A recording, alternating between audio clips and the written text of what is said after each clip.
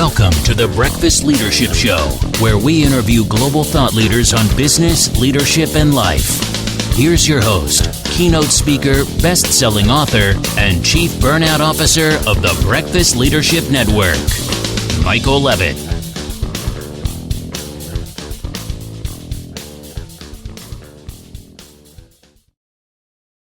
Welcome back. I've got Lenwood Ross on the line. Lenwood, how are you? I'm well, thanks. How are you? I am awesome. I'm really looking forward to this conversation because we talked a little bit in the pre-show about selling and virtual selling and all that. But before I spoil it for everybody, why don't you share a little bit about you and the work that you do? Sure. My name is Lenwood Ross. I'm the founder and CEO of Accelerate. We're a digital transformation consulting firm, and we focus on helping companies of all sizes build their digital skills so they can compete and win in a digital-first economy. Right now we're helping companies that are struggling with their revenue to generate demand for their products and services using strategic social media. That's what we're doing. For those who don't know, strategic social media is virtual networking and relationship building for commercial purposes.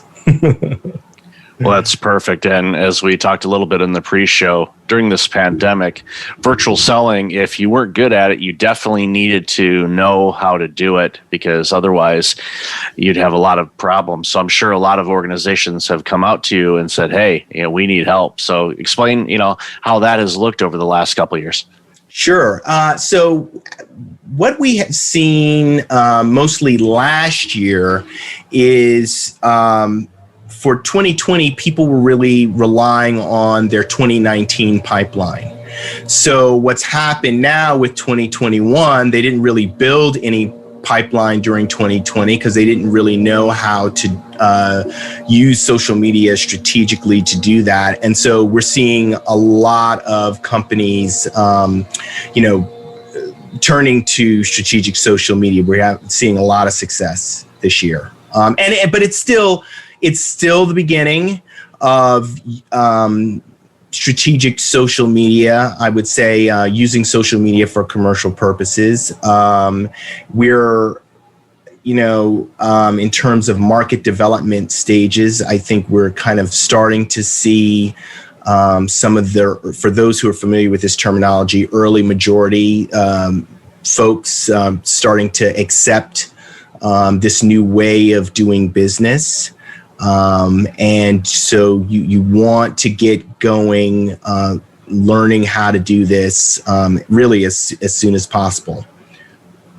It makes perfect sense because this pandemic has created the opportunity for this and organizations to move forward. And this was something that I think we would have been seeing in the next, 10 years, maybe a little bit shorter period of time. But the pandemic has probably accelerated this quite a bit, as I'm guessing you've probably noticed as well. Yeah, absolutely. I mean, what's happening is really all of this is being driven by the buyer, right? The buyer's behaviors have changed such that paid advertising really doesn't work. Cold calling hasn't worked for a while, and really email marketing doesn't work anywhere. People are overwhelmed with email. They get way too much email. It's so funny. I connected with someone on LinkedIn the other day, and she said, I'd love to send you my email. And even though there may be valuable information in her email, I'm already getting so much email in my inbox that, it's totally overwhelming. I don't even want to go there. That's the whole premise behind email marketing is, basically interruption marketing. When email was new, people would be in their email box. So if you sent an email and you were one of the early, companies to do that, people would go and look at it and be, oh, what's this offer? And, it was new, novel thing. Now people get email and they just delete it. The email open rates are abysmal. So, because of these changes in the buyer's behavior, sellers have to come up with something new. And it just happens to turn out that what's old is new again with virtual networking and relationship building. It's critical. And one of the things that I'm doing at the time of this recording, starting next week, I'm taking a couple months off. Okay.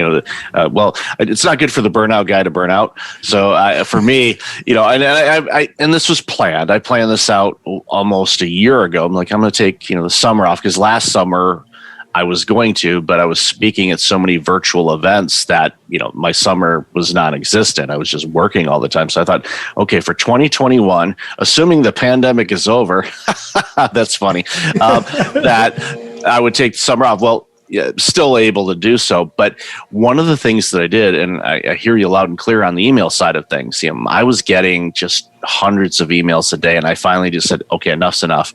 So let's go on an unsubscribe party, and just went through and cleared them out. And then the second thing I did was, all right, I need to better filter emails, and not just from my email account, but I literally set up a couple different email accounts using Gmail. They don't sponsor me, but I'll say their name anyway. So basically a newsletter-based email account, and I do a lot of investing and things like that. So I created an investment one for that, and I just steered all of my emails, depending on what they were, into there, the ones that I wanted to keep. Yeah. I reduced my weekly emails received by 75% at the first glance.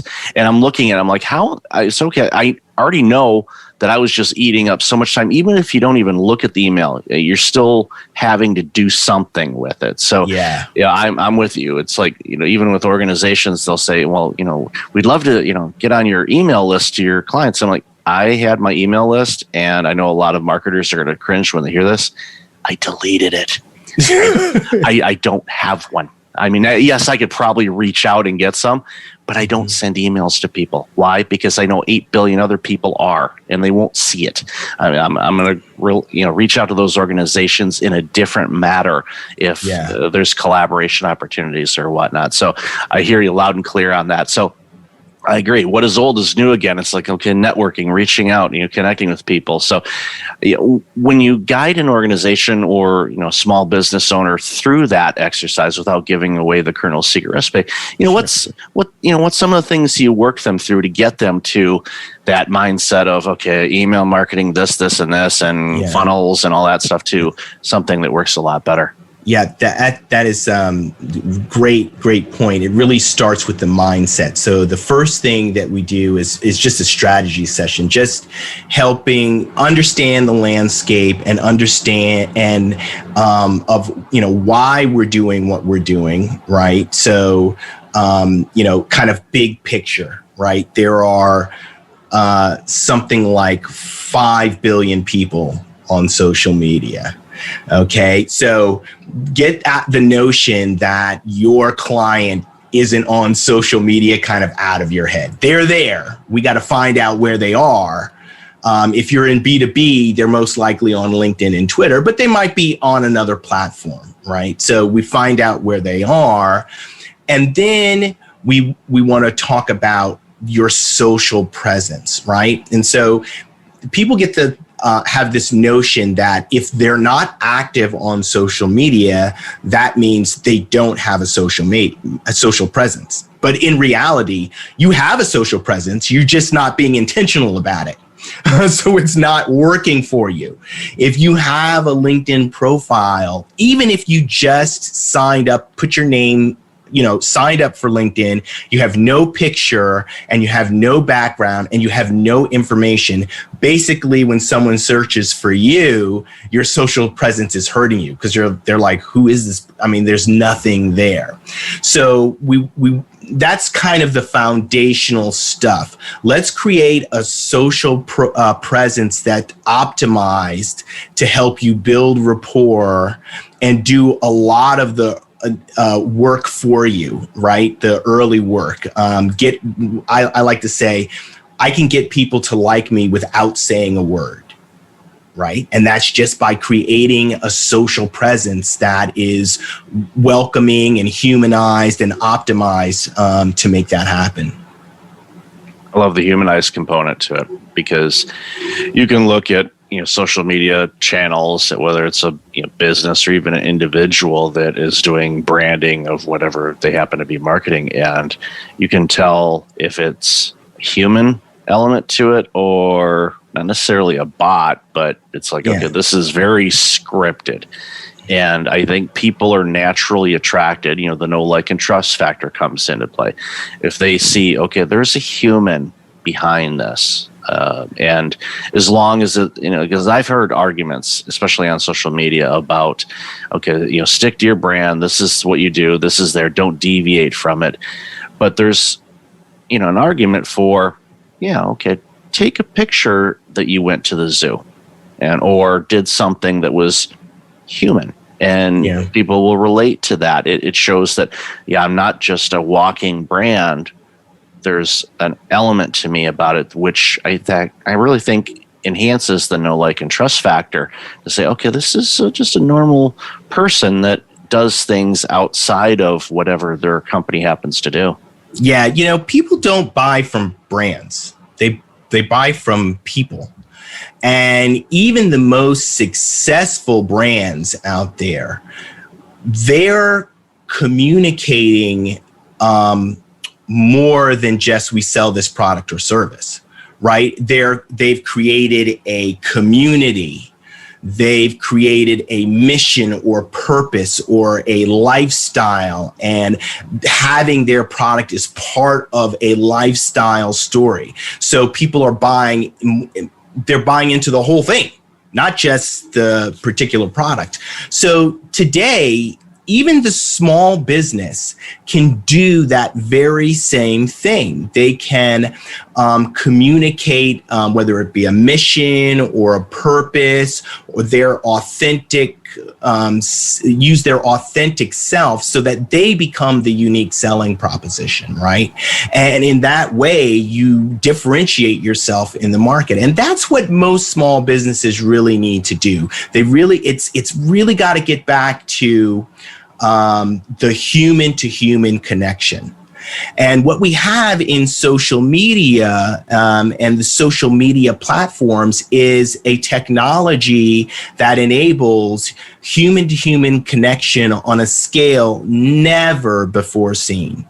So the world is so much smaller, and your ability to network and create relationships very quickly and effectively using social media, if you can get out there and get started with it really soon, you can really do really, really well. I mean, there's going to be a window of time, just like with all these technologies, right?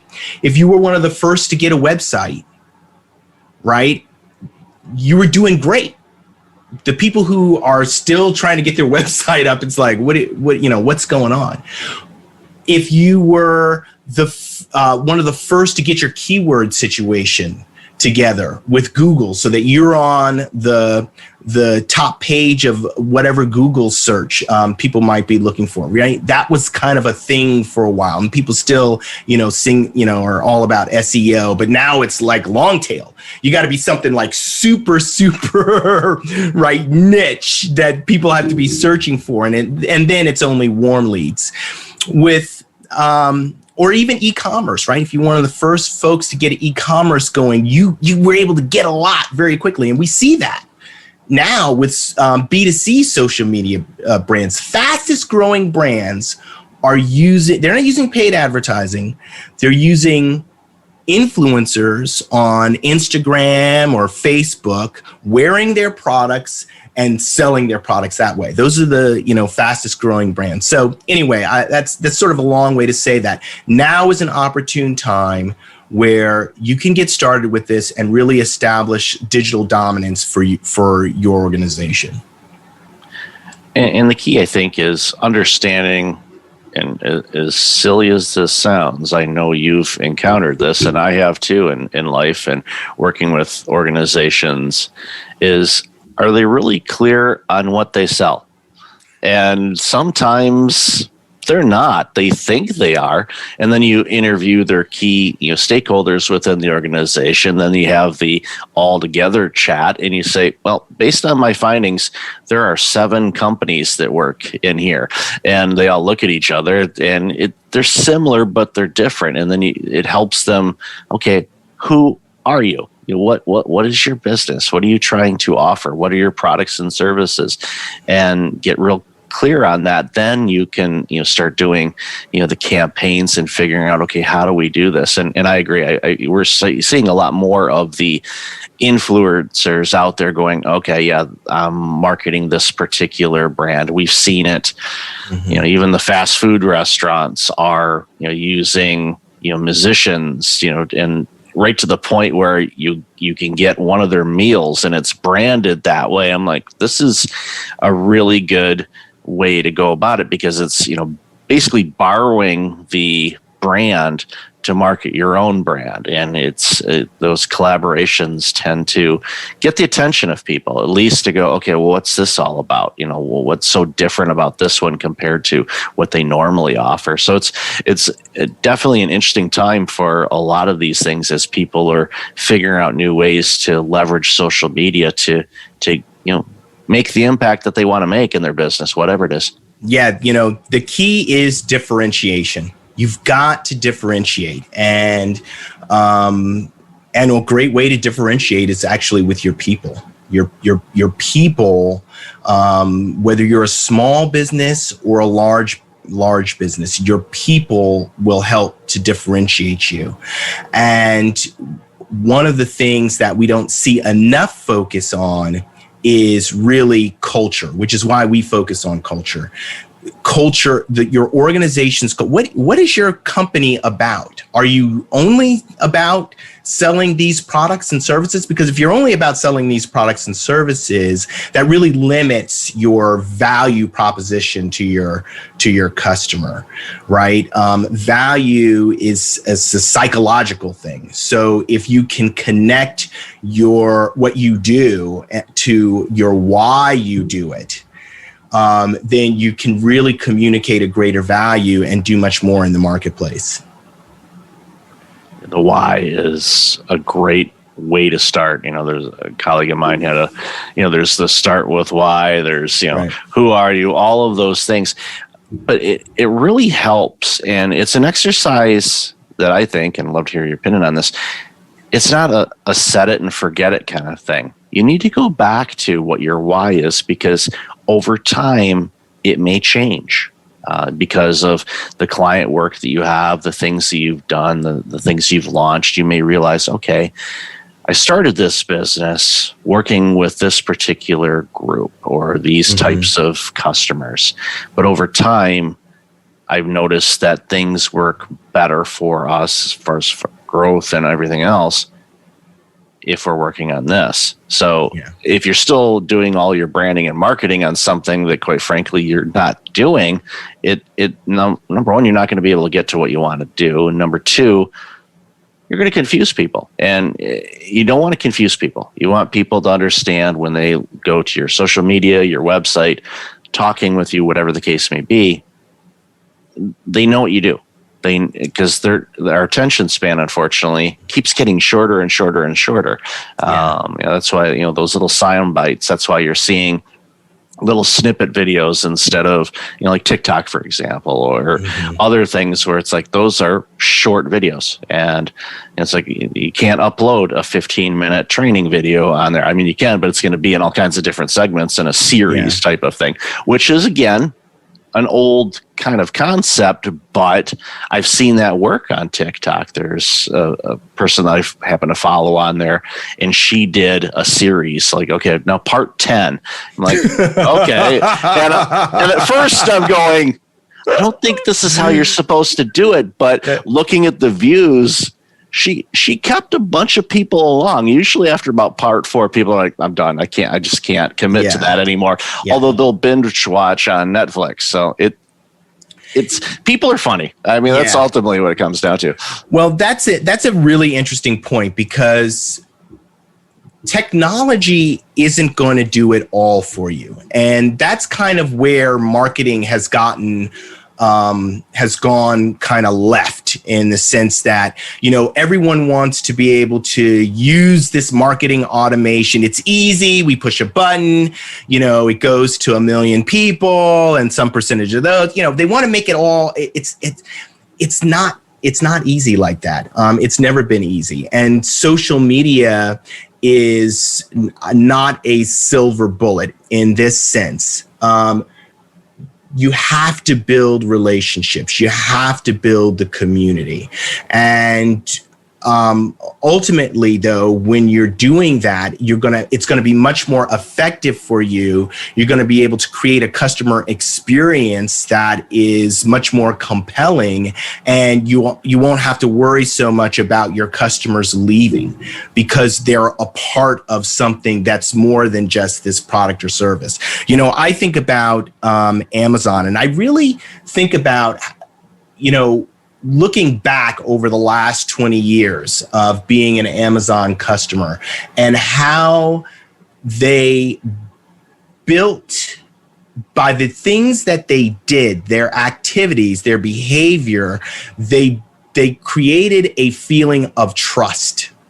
I'm looking at it from my own personal experience. I mean, they're doing $500 billion a year in sales. So almost everyone has bought something from Amazon. So you understand that not because they said it, but because they did it, I'm not going to have to worry if I buy this from Amazon. No matter what happens, they're going to take care of me. That's it. And so I trust them. So it's going to be really hard. It's not to say that I don't buy things from other e-commerce brands. I certainly do. But it's more niche, right? So I built a patio, and because I was doing, it was, furniture, I went to a furniture e-commerce, but they're trying to create, I won't say duplicate what Amazon did, but duplicate what we all need to do, which is we need customers to know that we are, we genuinely want to help them solve their problems. We genuinely want to give them value. So it's not a transaction, but a relationship. If I do right today, then tomorrow I get the next thing, right? So, Amazon looks out at their customers for their whole life, right? They're not worried about one transaction where something was broken. Like I think I bought a bowl and it came and it had a chip. And Amazon was like, we'll keep the bowl and we'll send you another one. Right? Because they know that there's another, God willing, 30 or 40 years of purchases, right? And this one's not that important. And we all need to think that way. Customer lifetime value is a critical concept that a lot of small business owners in particular do not understand or incorporate in their business. Yeah, even though Amazon is obviously a gigantic organization, in my dealings with them, as far as customer service is concerned, it's usually in a chat situation. If I've had to do anything, it still mimics that community feel of, yeah, bring it back in. We'll take care of it. We'll fix it. No problem. Like you would get from a small independent store somewhere. They've been able to mimic that to the point where it's like, yep, we're crediting your account. Here it is. Sometimes, yep, or here's the label. Go ahead and print it off. Mail it back. No cost to you. Or something. And there's been a handful of occasions. It's like, well, keep it or recycle it. Don't even bother sending it back because they've got their algorithms on what makes sense for them to be able to take it back or not. But they make it to the point where it's like, oh, you don't like it? Okay, here. Here's your money back. Here's this. They take care of it, and it's instant. And except during Prime day. That was a little chaotic. They publicly said, right on there, it's like, yeah, we're a little overwhelmed, so we're not going to be able to get with you. If you could just wait till next week, don't worry. Your return window, we'll look at that. Won't be a problem, because there was one issue with something that finally, it showed up. It showed that it was delivered, but it really wasn't. But that wasn't an Amazon thing. That was the delivery service that they happened to use at that particular day. But at the end of the day, it's like it was all taken care of. And you believed them when they said, "Hey, don't hold on. We're going to take care of you," and you believed it. Of course. Yeah, and I think that's the big thing. In the condo building that I live in, thankfully we've got a security / concierge area, so all of our packages go through them, and they keep it, and then you go down, so I don't have to have a porch camera to make sure my stuff's not getting boosted. But I tend to order a lot, business and personal and all that stuff. So there was a time where the security guard said, "I haven't seen you in like 3 or 4 days." It's like at first I thought you moved because I haven't seen any Amazon packages. And I told him, I said, "Well, A to Z, I've pretty much bought everything from A to Z. So I got to go back to the new products under the letter A. So don't worry, you'll see me." And they have a big joke, laugh at it, but I go back and for fun, I'll look at my past orders and go, "Yeah, Amazon knows me." But again, and I buy, for those that, are buy local, I buy things local too, support small businesses, restaurants, all that stuff. It really depends on what I'm looking for, and a convenience thing for me. And of course, during the pandemic in the early days, you're not supposed to go to those places. You're supposed to stay in as much as you can. So I did, so it's a kind of a hybrid thing. But at the end of the day, there are lessons that the Amazons of the world can teach all of us on how to really, stand out in whatever our business is. And when we do that, we're going to have our own success. Yeah, absolutely. The key thing to appreciate and not try to reject is that we are moving to a digital first world for every industry. And so it's really important that you begin to, if you have not already done so, think about your business from a digital first perspective. I would say one of the easiest things that you can do, believe it or not, is the strategic social selling. Now, that being said, it's not that easy, right? It's not a flip the switch. It's a big change in behavior. But I say easy in the sense that it's a training, it's a methodology, there's some coaching that goes along with it, and you're going to be able to see the ROI. It's going to increase your sales pipeline. You're going to know where it's coming from. So in that sense, it's one of the things, it's what you should do first to get your business going in the right direction. And then you can start thinking about, okay, how do we innovate? How do we change things so that we can take advantage of this new digital first economy? Yeah, and that's definitely important work for every organization to focus on. So, Lenwood, I've loved this conversation. Where can people find out more about you and this awesome work that you do? Sure. You can find me on LinkedIn, Lenwood M. Ross, LenwoodM Ross.